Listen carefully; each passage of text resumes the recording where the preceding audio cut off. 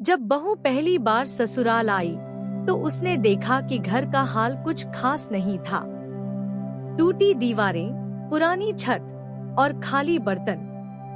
लेकिन उसकी आंखों में कोई शिकवा नहीं था। उसने खुद को हालात से ऊपर उठते देखा। गरीबी से कोई घर छोटा नहीं होता और अमीरी से कोई दिल बड़ा नहीं हो जाता। यह घर मेरा है और इसे संवारने का हक भी मेरा है। बहू ने अपने छोटे से झोले को एक कोने में रखा और अपने सास ससुर के पास जाकर उनके पैरों में झुक गई। सास ने आंखों में थोड़ा संकोच और थोड़ा गर्व लिए उसे उठाया और कहा, बेटी, हम तुम्हें ज्यादा कुछ नहीं दे पाएंगे। यहाँ बस प्यार और साथ मिलेगा। माँ जी, मुझे और कुछ चाहिए भी नहीं। ये प्यार ही मेरी सबसे बड़ी दौलत है। आप सबका साथ होगा तो ये घर भी महल बन जाएगा।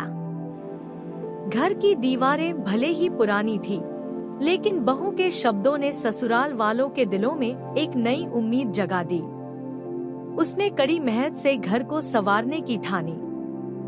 सुबह जल्दी उठकर बहू ने आंगन को साफ किया, दीवारों को रंगने का सामान जुटाया और पड़ोसियों के साथ मिलकर एक छोटा सा बाग भी लगाने लगी। तुम ये सब क्यों कर रही हो? क्या तुम्हें बुरा नहीं लगता कि तुम्हारा मायका इतना अमीर था और यहाँ हालात ऐसे हैं? हालात हमेशा बदलते हैं। मायके में मैंने आराम देखा, लेकिन यहाँ मैंने अपने होने की कीमत देखी। ये घर छोटा हो सकता है, लेकिन इसके सपने बड़े हैं और मैं इन्हें सच करने आई हूँ।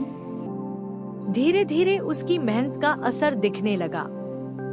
घर की दीवारें चमकने लगी, आंगन में फूल खिलने लगे और सबसे बड़ी बात, घर के लोग फिर से मुस्कुराने लगे। सास ससुर की आंखों में गर्व और पति के दिल में बहू के लिए सम्मान बढ़ गया। एक दिन ससुर ने बहू से कहा, बेटी, तूने इस घर को नहीं, हमारे जीवन को संवार दिया। सच में तू हमारे घर की रौनक है। यह तो मेरा कर्तव्य था। घर मेरा भी तो है। उस दिन पूरे गांव ने देखा कि गरीबी कोई कमजोरी नहीं होती, अगर इंसान के पास सपने और मेहनत करने का जज्बा हो।